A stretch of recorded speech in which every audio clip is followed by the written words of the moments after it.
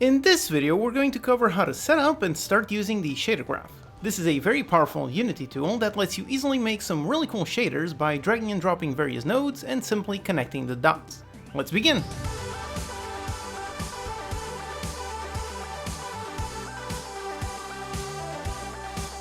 Hello and welcome, I'm your Code Monkey, and this channel is all about helping you learn how to make your own games with in-depth tutorials made by a professional indie game developer. So if you find the video helpful, consider subscribing. Okay, so let's check out shader graph in Unity. This is an extremely powerful and very easy to use feature. I've already done a bunch of different shader graph effects in previous videos. There's a playlist linked in the description, and I also covered how you can apply shader graph shaders as a post-processing effect. So after watching this beginner video, go check those out to see some more concrete examples. Now here we're going to go through the setup process to be able to start using shader graph. Then we're going to look at the basics for how it works, how we can add properties to our shader, understand how the board works, add nodes and connect them to make our effects. The process is the same for making 3D and 2D shaders, with just the output node being different. And lastly, in the end, we're also going to see how you can manipulate our shaders through code. This video is made possible thanks to these awesome supporters. Go to patreon.com/unitycodemonkey to get some perks and help keep the videos free for everyone. Okay, so let's begin. Now, first of all, in order to use shader graph, you need to be using one of the new render pipelines. So that's the high definition render pipeline or the universal render pipeline. The shader graph does not work on the old built-in render pipeline. So over here, I have a completely empty project. So right now it is not using any of the render pipelines. So let's install that quickly. We just go into Window and open up the package manager. And now here we see tons of available packages. So here we want to find the universal render pipeline. Alright, here it is. So just hit on download and then install. Alright, it's installed. And over here we can also see the shader graph package and make sure that it has been automatically installed as soon as we install the universal render pipeline. Okay, so now that it's installed, we can go into Edit and go down here to the project settings. And then we have the graphics tab. And here we can see a field for a render pipeline asset. So down here in my project files, just right click and we're going to create, go into rendering, universal render pipeline, and create a new pipeline asset. So just like that, hit enter and there you go. So now we can simply drag it onto that field and yep, just like that. Okay, so now our project is using the universal render pipeline. Alright, so with the render pipeline setup, we can start playing around with shader graph. Now to do that, we just right click, then we go into create, and over here we have shaders. And then over here we have the various shader graphs. So you have a basic unlit graph, which does not receive light. You have a PBR, which receives physically accurate light. Then we have a subgraph, which is more complex if you want to compose it of various subgraphs. And the VFX shader graph, which is meant to be used with the visual effects graph. Then you also have the 2D renderer for some basic 2D graphs. Okay, so in this case, let's select a basic PBR graph. Let's call it testing shader graph. Alright, here's the asset and just double click to open it. Alright, so here we see the shader graph window. So the first thing you see here is this node. Now this is our master node, which is essentially our output. And here in the corner, we can see a preview. So right now it just shows the default sphere. And we can right click to change the preview mesh. So in this case, let's select the cube just for testing. And there you go, we have our basic cube. So let's try out using this completely empty shader. Now to save, we go up here on the left side and click on Save Asset. There you go, it's been saved. And now down here in our project files, let's right click to create a new material.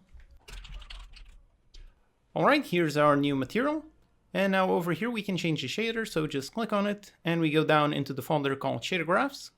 And then inside we have all of the shader graphs that were made with shader graph. So here let's select our custom one. And yep, there it is, now we have this material. So now just for testing, let's go to our scene, and in here let's create a new 3D object, make it a cube, and just drag our material onto it. And yep, here we have our very busy cube using our custom shader made in shader graph. Right, awesome. Okay, so now having this basic cube isn't really very interesting, so let's go back into shader graph. Okay, here we are. Now just a simple note on a very useful hotkey, which is you press Shift and Space and it automatically maximizes the window that you're using. So in here, just select shader graph, Shift and Space, and there you go, we have a very nice window that we can work with. Okay, now up here on the left side, we have the properties area. So this is where we can add properties that our shader requires. Over here, we can click on the plus icon and we can see the various types that we can create. So in this case, let's select a simple type texture 2D. And just like that, our shader now has a property. And here we see the various fields related to this property. Now the property has a name and a reference. So the name is up here and we can double click to rename it. So in this case, let's call it main text. And then over here we have the reference name. So in this one, we're going to call it underscore main text. The reference is the name we're going to use if we want to modify shader properties through code. And normally they start with an underscore.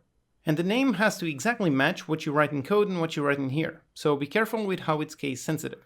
All right, so we have our basic texture property. Now if we just save our asset and now select our material and look in the inspector, and yep, over here we can see we have a nice texture field. So I can click on this and yep, there you go, I can select any texture. So if I select the texture, let's say this nice one, and go into the scene view, and nope, our cube is still showing the same basic gray cube. So we set a texture, but it's currently not yet being applied. So let's go back into shader graph. And now here we can take this texture and just click and drag and drop it straight into our board. And over here we have our main texture node. Now we want to apply this to our master node here so we can visually see the texture. So in order to affect the color, what we need to modify is over here the albedo. So you really just need to connect the dots. However, if I try to grab this one and try to connect it to that one, and nope, you can see that it does not accept it. Now here inside parentheses, we can see the type for each input and output. And over here, you can see that the input for this one, it shows a 3, which means that it's expecting a RGB color value. But over here on the texture, it's outputting a T2, which is a 2D texture. So in this case, it means that we need to sample the texture to get the color values, which we can then use in here. Now, in order to add a node onto our board, we can right click in here, then go into create node. And over here we have our nodes. Now in here you can browse around and see all of the various nodes that are available. So in this case we can go over here to input, go into texture, and over here we have the sample texture 2D. So that's one way that we can get this. Or another way is simply over here in the middle of nothing, I click on space, and then I write sample, and over here I find the texture. So just a quick way of adding nodes by using text. Okay, so now on this node, you can see that over here we have an input of type T2, and we have an output of all the colors. So very simple, over here we can just connect the dots. So just connect the T2 onto this input, and now on the output we have the RGBA, and we're going to connect it onto our albedo. Alright, so everything is nicely connected. Now we just hit on save asset, and yep, here we are in our scene, and we do indeed see our cube with our very nice texture. Alright, awesome! So just like this, we learned how to create the most basic shader. So it just has a texture and applies it to our mesh. Pretty much any effect you want to build is just extending upon this concept. So here in shader graph, another tip is how you can set the default texture. So over here you pre-select it, and now we can see our very nice preview. And then here you can simply just browse around all of the nodes. So you can see there's tons of nodes, tons of master nodes, input nodes, artistic nodes, and anything you want. Now, in order to be able to create any effect you want, you just need to start thinking in terms of colors and mathematical operations. So for example, let's make a simple tint to our texture. So let's replace this one with this one that is in black and white. And now we want to tint this with any color. Now, if you've ever used an image program, you should be familiar with the basic multiply tint. We have an image and we tint everything with a certain color. Now here we can simply add a new property. So click on the plus sign, we add a color. Let's call it color, and on the reference, call it underscore color. Now let's drag the color onto our board. Yep, there's the color. And over here, let's hit space, and we want to add a multiply node. All right, there it is. It takes one value and multiplies by another one, and we have the output. So in this case, let's take our color, and then we're going to multiply our color by our texture color. So just input that one in there, and let's change the default color. Let's put it on a nice green. Yep, just like that. And we take this output and simply put it on the albedo. And yep, over here we have a very basic tint color shader. So by modifying this property, we modify the final effect that we get down here. So again, you just need to think about this in terms of colors and math. So what we're doing here on this multiply node is you have to imagine the texture has a color value per each pixel. And then we're going through each pixel one by one, and we're multiplying it by our color constant. So it multiplies the red and green and blue and so on. And then we have our output. So we're working with textures, but in the end, always remember that this is really just numbers. All right, so let's try this. Just save the asset And yep, back in the scene here, and we have our material, and yep, we have a field for our color property. And we can select, and now we can tint this. So let's change the texture for the gray one. And yep, there you go. Now we can tint this with any color. So you can see that all of the base pixels of the texture are being multiplied by whatever color value we use. So you can see how easy it is to build upon this to make any effect you want. It's all about placing nodes and connecting the dots. So here in the properties, you can see we have tons of fields that we can add. So for example, let's add one of type vector1, which is essentially a float. Let's call this our saturation. And again, give it a nice reference name. And over here we have the mode. We can click on this and change from default and select a slider. And now we can select a nice minimum and maximum. So in this case, let's leave it between 0 and 1. And if we save and look in the material, yep, there it is. Now over here we can see our saturation field. And yep, it's a nice slider. It goes from 0 all the way to 1. So now here, for example, let's drag it in there. And let's press space and add a saturation node. And there you go, it takes an input and saturation. So for example, for the input, let's take this color. For the saturation, let's take our field and output the whole thing all the way in there. So if we save, and yep, here we are in our scene and saturation of 0, then everything is in black and white, and increase it and we get our nice color. So change the texture for this one, use a white color so that it looks the original, and then tint it black and white and with color and so on. Alright, so here you can see a very nice different type of property. Alright, now just one last thing. Over here we are working with a 3D shader since we're using a PBR master. However, if you remember over here, if we hit on create shader, we can create some 2D renderer shaders. Now what this does is really just change the master node.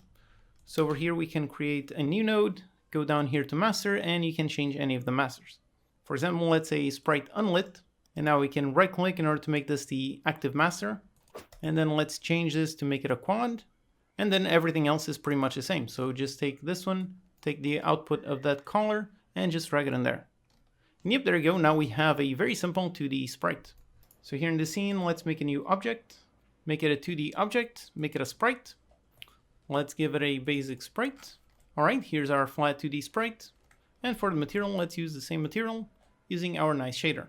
And yep, there you go, now everything is working the same, so we have a nice sprite shader being applied to our sprite render, which is using a 2D sprite. And whatever sprite you select over here on the sprite render is going to be set on the shader on the main text.